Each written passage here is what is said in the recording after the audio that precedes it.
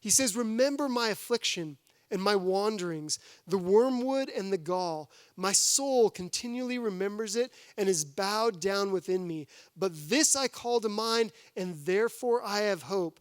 The steadfast love of the Lord never ceases. His mercies never come to an end. They are new every morning. Amen? Those are things that we can hold on to, not just because we experience the mercy, because we're seeing the core character of God shown to us in powerful ways. How many here have been to Hawaii on vacation and whatnot? A lot of you. How many of you love the island of Kauai more than any other island? Less. Okay, it's my favorite island as well. Now, it was probably a few years ago, I was working at another church, and there was a family there that had 7 kids and 1 on the way. Do we have any families like that in this church with just a ton of kids like that? There might be a few. How many do you have, sir? 5. Yes, you are on your way. Is there another one coming? Do we know? We don't think so. We don't think there's another one. I don't think so either. Maybe, maybe not. 7 kids, and they went to Hawaii one time. And so they were out in the water playing and splashing, and the waves were crashing over, and the turtles were swimming, and the dolphins were jumping. A pretty pristine and normal day in Hawaii, wouldn't you say? I would say so. But all of a sudden, the father, his name was John, he was sitting on the shore watching at least part of his 7 kids. He only has 2 eyes, but there's 7 of them, so there's a little bit of disparity there, wouldn't you say? 5. Anyway, so all of a sudden he gets this sense of God on him. And God says to him, John, pray for mercy now. And he's like, uh-oh, something's going to go wrong, right? And all of a sudden, he just sits there and goes, God, have mercy on my family. Have mercy on my family at this moment. And he looks up and he's looking around, scanning for his kids. 1, 2, 3, 4, 5, 6. And he stops. And as he looks up, he sees out just beyond the surf, he sees a figure floating in the water, not moving. And at that moment, he starts to run/swim through the waves, right? And in the same breath, he's praying, Lord, have mercy on me in this moment. Have mercy on my family. And as he's trying to get out there, he's stumbling through the waves. The waves are crashing. The dolphins have fled. And he looks up, and out of the picture, he sees a head pop up, literally right next to which was his daughter. And it was a big burly guy, had big hairy chest and big arms and hands, so big arms that he couldn't put him down. Have you seen those kind of guys before? And you have to stand like this. Big guy, red face, burned because he probably doesn't see the sun that often.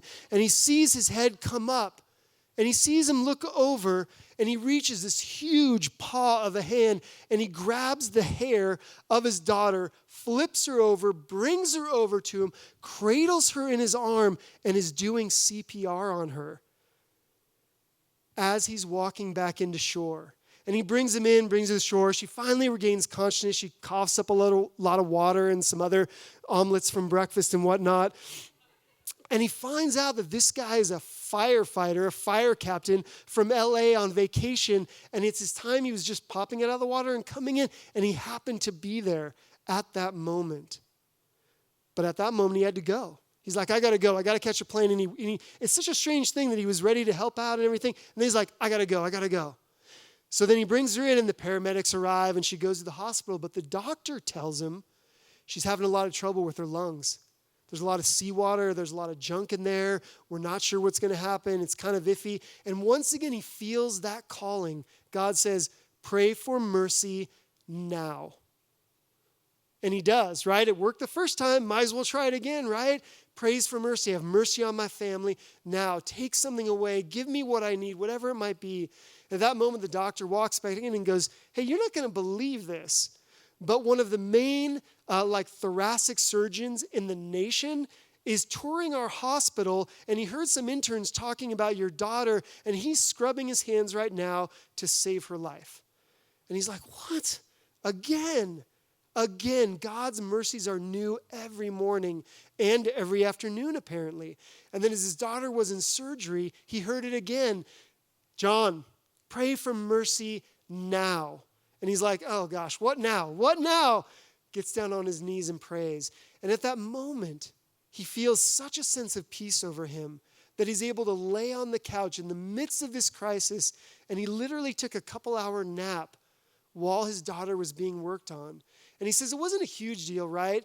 Except that he was up for the next 72 hours, continually giving her medicine and all that kind of stuff. And he said that 2-hour nap gave me the strength to go 3 days while I cared for my daughter.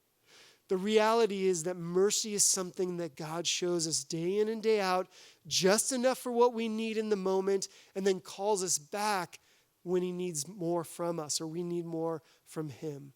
How many of you in your minds have experienced God's mercy on a daily basis, that it's new every morning? It's amazing, and it's an amazing thing. And stories like that one, however amazing you think that story is not an isolated incident. God saves us. He interacts with us. He sees us in distress and does something about it.